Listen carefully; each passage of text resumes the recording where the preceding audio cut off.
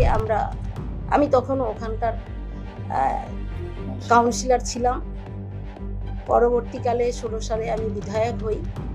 কারণ ওনার নেতৃত্বেই মূলত আমাকে কোনো রকম কোনো কাজ করতে দেওয়া হয়নি। তার পরবর্তীকালে বিজেপিতে যাই। বিজেপিতে গিয়েও সেখানেও সেই কোনো কাজের মধ্যে আমি যুক্ত হতে পারিনি। মানুষের যে আশা, মানুষ আমাকে দুবার আজকের নির্বাচনে জয়ী করেছেন। বিজেপিতে থাকার পরেও কেন্দ্রীয় সরকার বিজেপির, কিন্তু বিজেপির বিধায়ক হিসেবে এলাকায় কোনো রকম কোনো সুযোগ আমাদের কর্মীদের করে দেওয়ার কোনো অধিকার আমার নেই। সেই জায়গা থেকে দাঁড়িয়ে আমার মনে হয়েছে যে রাজ্যের সরকার, রাজ্যে যিনি আছেন মাননীয় মুখ্যমন্ত্রী মমতা ব্যানার্জি, তার হাত ধরেই এই এলাকার মানুষের কিছু উন্নয়ন করা সম্ভব। এলাকার বেকার যুবকদের, সেই সঙ্গে শিক্ষিত বেকার প্রতিনিয়ত বাড়ছে। আর হলদিয়া মানুষ ক্ষতিগ্রস্ত, উদ্বাস্তু মানুষ, জমি ভূমি ঘর বাড়ি সব দিয়েও এখনও তাদের রিভ্যালুয়েশন প্লটই অনেকের হয়নি, এবং কর্মসংস্থানের ক্ষেত্রে তাদের কোনো রকম সুযোগ দেওয়ার ক্ষেত্রে অনেক প্রতিবন্ধকতা তৈরি হয়েছে। তাই সেই জায়গা থেকে দাঁড়িয়ে আমি বিধায়ক হিসেবে আমার এটুকু মনে হয়েছে যে দিদির সঙ্গে থাকলে, মাননীয় মুখ্যমন্ত্রীর সঙ্গে থেকে ওনার যে উন্নয়নের ধারা, তাতে যাতে হলদিয়ার উপকার হয়, হলদিয়ার মানুষের উপকার করতে পারি, সেজন্যই আমি ওনার সঙ্গে আজকে যুক্ত হলাম।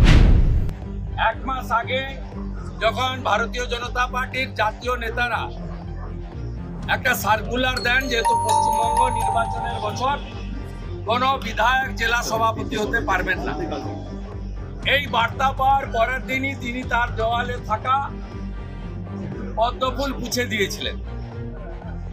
এটা আমাদের কাছে নতুন নয়, আমরা উই নো ইট। ওনার জেলা সভাপতির পদ থাকবে না, তাই তিনি ওই গোল গোল করে বলবেন, সুব্রত বক্সির মাধ্যমে কথা বলেছেন, আমরা we know it very well. তো আপনাদের শুনিয়ে রাখি, যেমন মুকুটমণি অধিকারীকে, যেমন কৃষ্ণ কল্যাণীকে, যেমন বিশ্বজিৎ দাসকে হারিয়েছিলাম লোকসভায় দল বদলুদের, একইভাবে তাপসী মণ্ডলকে যদি তোলামূল প্রার্থী করে আমাকে কিছু করতে হবে না, হলদিয়ার তোলামূলিরাই ওকে বিসর্জন দেবে। ওকে শুধু নয়, ওর ফ্রেন্ড শ্যামল মাইতিকেও বিসর্জন।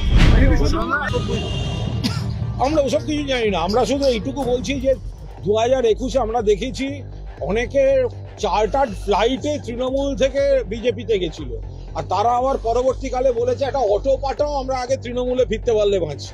তো সুতরাং বিমানে করে যারা গেছে তারা অটোয়ে করেও ফিরে এসছে। বিজেপিটা থাকার মতো নয়, থাকার জায়গা নয়। কেউ আগে বুঝছে, কেউ পরে বুঝছে। বিজেপি 2026 সালে বিরোধী দল হওয়ার যে আসনটা, স্বীকৃতি পাওয়ার সেই সংখ্যাটা পাবে না। মুখ্যমন্ত্রী থাকবেন মমতা বন্দ্যোপাধ্যায়।